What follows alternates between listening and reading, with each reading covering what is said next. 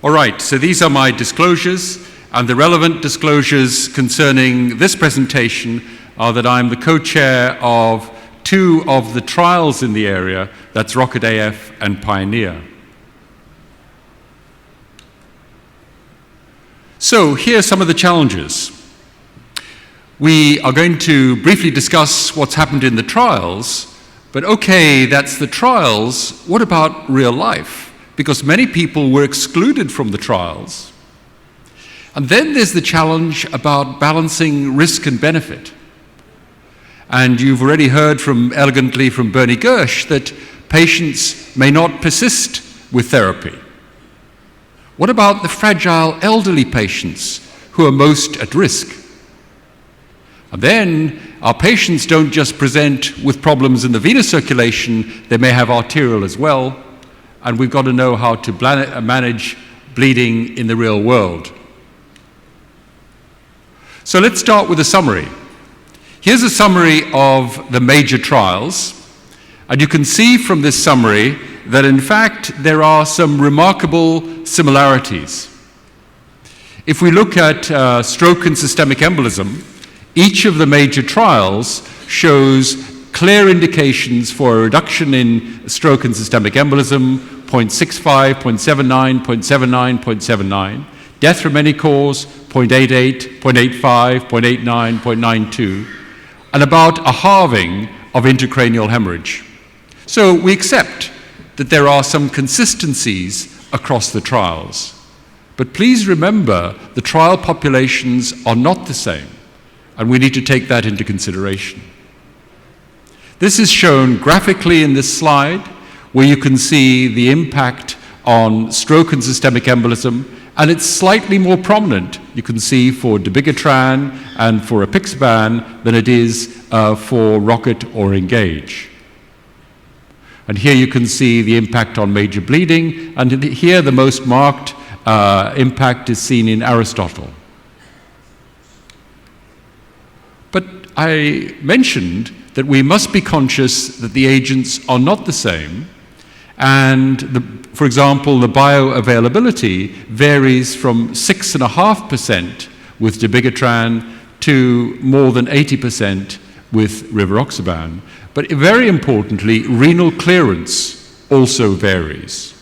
So renal clearance is about 27-33% with apixaban, rivaroxaban, but more than 80% with dabigatran. So why is that relevant? It's relevant because if your patient has moderate renal dysfunction and then becomes dehydrated or has an intercurrent infection, they may actually accumulate an agent with high renal clearance.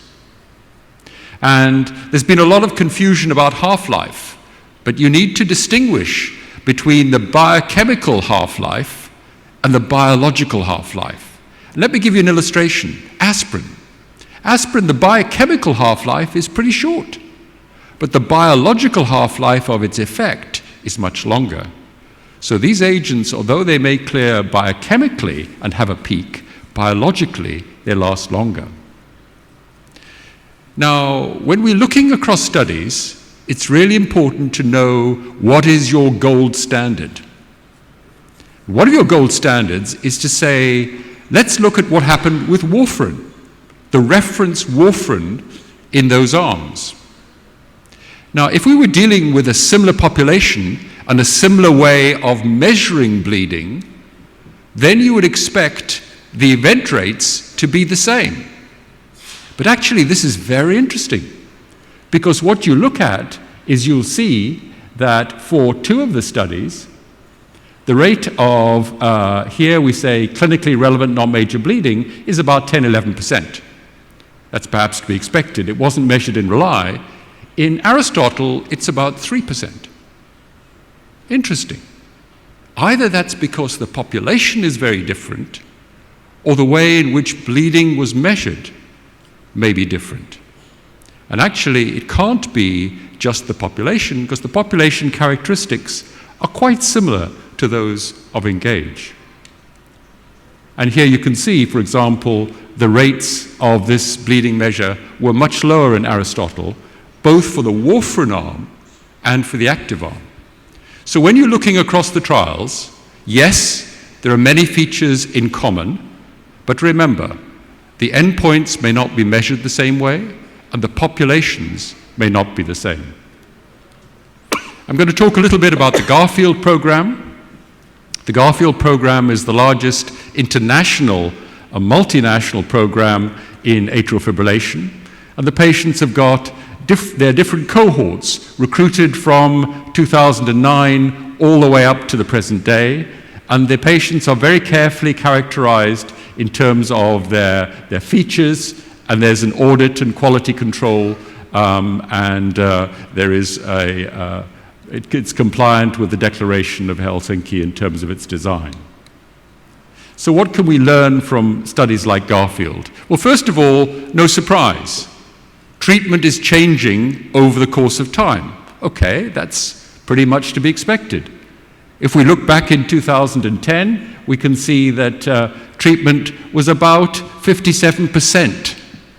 Now remember, these are patients that the clinician said they've got atrial fibrillation. None of the treatments were dictated. This is just observing practice. And about 57% received some form of anticoagulation, and over the course of time, this goes up to about 71%. And there's less vitamin K antagonists, more of the novel agents. Again, that's to be expected. But just look at this now. You've heard elegantly from Bernie Gersh about how a CHADS VASc of 1 may not be a good indicator of the need for anticoagulation. But you can see that down this end of the curve, we've got a CHADS 2 score here of 0. And you can see that 45% of these had anticoagulation. Now, maybe some of these had Jerome Bax's elegant techniques to look at the function of the atrium and the conduit functions and the fibrosis, but maybe not many of them. So my point to you is that there are some people, predominantly young, who are getting anticoagulated, where actually our guidelines say the risk-benefit balance may not be favorable. And then look at the other end of the spectrum, at those at high risks of stroke, and you can see that there may be a third, a quarter, who are getting no anticoagulation at all. So here are, as an example from our European guidelines, and at face value, some of the flow charts in the European guidelines look complicated, but actually they are not. And this is very straightforward to follow. So you take a patient with atrial fibrillation, and we've all got valves, but what's meant is they don't have mechanical valves or severe mitral stenosis. And those that are less than 65, with no additional risk factors, do not require anticoagulation. And then the risk of stroke is assessed, and if it's 1 or more, they're considered for anticoagulant therapy. And both the North American and the European guidelines favor the NOACs over the VKA. So I've showed you the data for the CHADS 2 score, and actually the CHADS VASc score has the same message, whereby there are still over 40% of those with a CHADS VASc of 0 that are getting anticoagulated, whereas there's many of those at higher CHADS VASc that are not. So the next question is, does it matter how good your INR control is? You know, I have colleagues who say to me, actually, I know in some clinics it's pretty lousy, but my clinic must be really good. Often it isn't. And I can tell you that for Garfield as a whole, around the world, from North America through many countries in Europe, the median time in therapeutic range was 57%, which is not fantastic. Well, does that matter? Let me show you the upper part of this curve. Here, this is looking at whether the time in therapeutic range was below 60% or above 60%. Does it matter? Well, it does. The hazard for all-cause death is 2.8-fold increased if you've got poor control. The hazard for stroke about twice, and a strong trend for bleeding. Even if you've got a threshold of 70% and you have control above 70% versus less, you have more than 2.5-fold increased risk of death and of stroke. So the message to my colleagues is, even if that control is on the borderline of 70%, we should not be complacent. What do we do in the UK? What we have is a system whereby all of the INRs, whether they're taken from a family practitioner, a hospital clinic, a hematology clinic, they go to a benchmarking system. And this benchmarking system compares the performance of your site with everybody else's. And the numbers are not small. Here are all the sites, and there are more than 2 million INRs. So it's not trivial. The median time is 71%. It's pretty good, not as good as some of our Scandinavian colleagues, but pretty good. But as I've showed you, there are still problems where it drops below that level. And here's the feedback. So if you know, like this site does here, that their performance is actually below the median, this is one of the drivers for change to improve the quality if a patient is being managed with a vitamin K antagonist.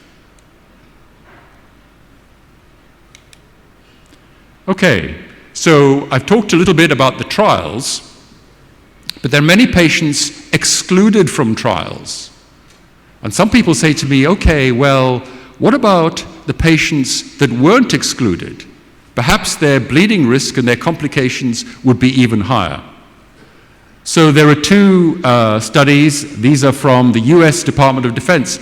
I'm not entirely sure why the US Department of Defense doesn't have other things on its mind at the moment, but actually it's been following up, and it has large records of its personnel in terms of their anticoagulation and atrial fibrillation. And it says something quite interesting. It says that both for rivaroxaban and dabigatran, it's about 3% in terms of major bleeding, and that's a little bit less than with warfarin. So that's reassuring, and it says that they are not higher than seen in the trials. And this is what it was in the trial, 3.6%.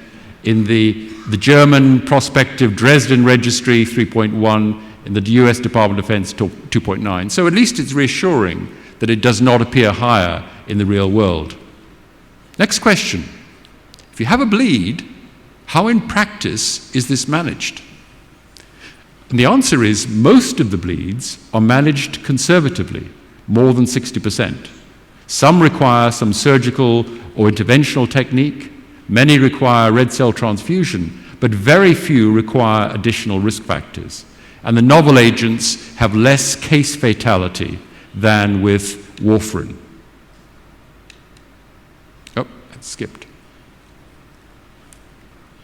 So we also need to look at the rate of gastrointestinal bleeding, and this is a very large population-based cohort, and we're looking at dabigatran and rivaroxaban, and the reference one, the hazard one, is warfarin. And you can see, again, this is reassuring. Overall, about 1.2 with dabigatran, not very different, about 1 with rivaroxaban, and for the younger patients, and then the older patients at the bottom. And many of the older patients obviously may have had a lower dose of dabigatran. It was slightly higher with dabigatran than rivaroxaban. Persistence is important. Elaine Heilich in the US has shown that if you start people on a VKA, 1/3 of them are not on that therapy at the end of a year. And adherence refers to how much that patient continues to take the drug over the duration. So these analyses show that from the German Dresden registry, not surprisingly, there is rather better persistence with therapy with the novel agents. And rate of discontinuation with rivaroxaban was about 13.6%, and it was about 25% with dabigatran. And again, here, this is from the US data, the persistence slightly better with rivaroxaban, which is obviously once a day rather than twice a day. And one of the things that our hospitals are very concerned about is do these new agents increase or decrease length of stay? Well, the answer is actually they decrease length of stay, and this is for the overall population with a decrease here from 5.2 to about 4.4 days, and also for the agents that were administered within the first 3 days or later. Now, you've also heard a little bit about a very interesting large registry in the US called Orbit, and Orbit asked a very interesting question. It's been suggested that patients with a stable INR may not benefit from switching to a novel agent. So people say to me, you know, my patient who's really been stable all this while, I feel very reassured about that. Well, should we be reassured? So the question was, can we identify patients who meet stability criteria and then find out what happened? And what they did is they took measures over the course of 6 months. And their measure of stability was that the measures need to, more than 80% had to be in the therapeutic range. So that's a reasonable measure of stability. And then you ask, well, could we just distinguish these people from their baseline characteristics? So here are the stable patients, there are the unstable patients. And actually, we can't. They had very similar ages, very similar gender distributions, years on warfarin was similar, CHADS-2 score or the atria bleeding score was similar. So the baseline characteristics really didn't help much as to who's going to be stable and unstable. But this is very telling. If we take the individuals who were considered stable, 80% of their recordings were in the therapeutic range, and then asked how many of them have got an INR value less than 1.5 or greater than 4 in the next year, you can see that this 100% of them have a third of the recordings outside.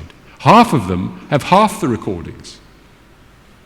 So, you know, it's not an assurance. Just because you think your patient has been stable, it doesn't mean they're stable in the future. Now, one of the things that many of our clinicians are concerned about is reversibility.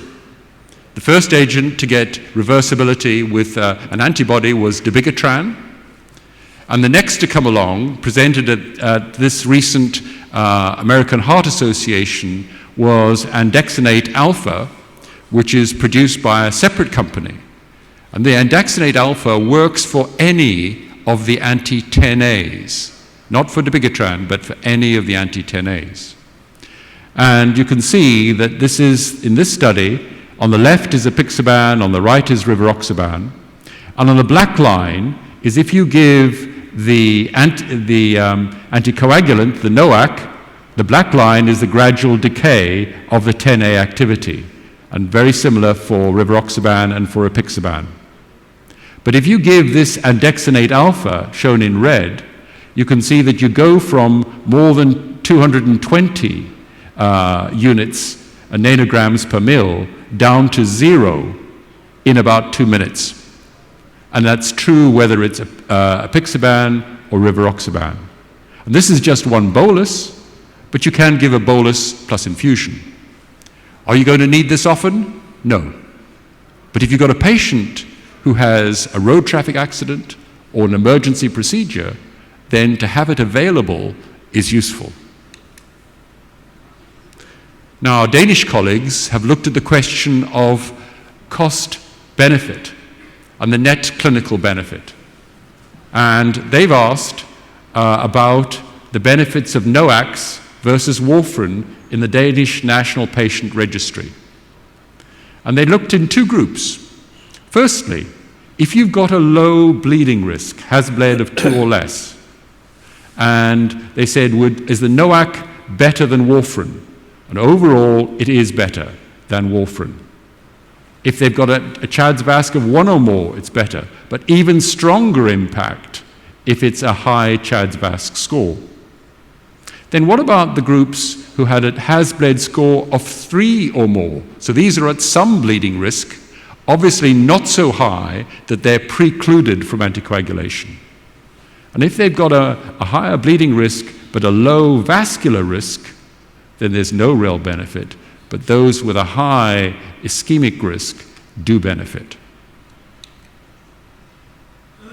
The last thing I want to mention is the issue that many of our patients have arterial disease as well as atrial fibrillation. And what do the guidelines say?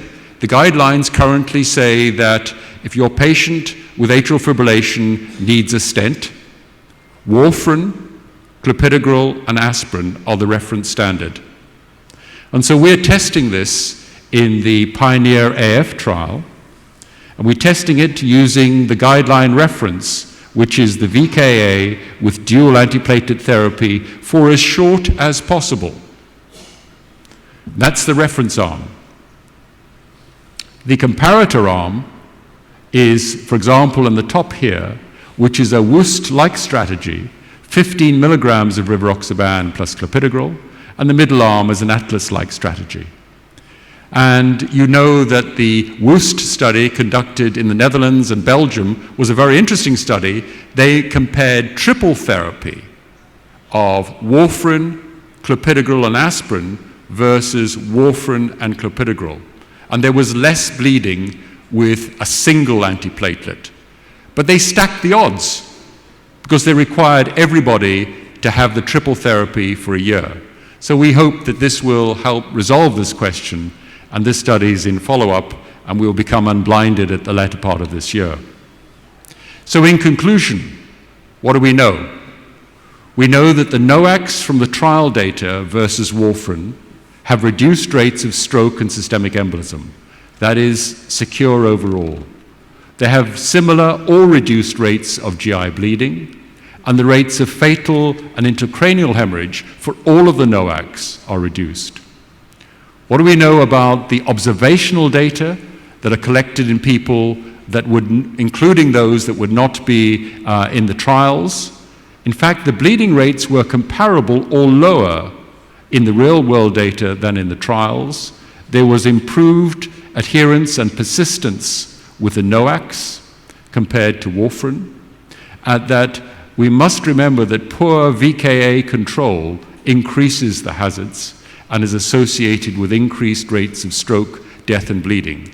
And the NICE organization in our country, which looks very hard at cost effectiveness, actually said that the NOACs, although they're more expensive, are worthwhile because of the net clinical benefit.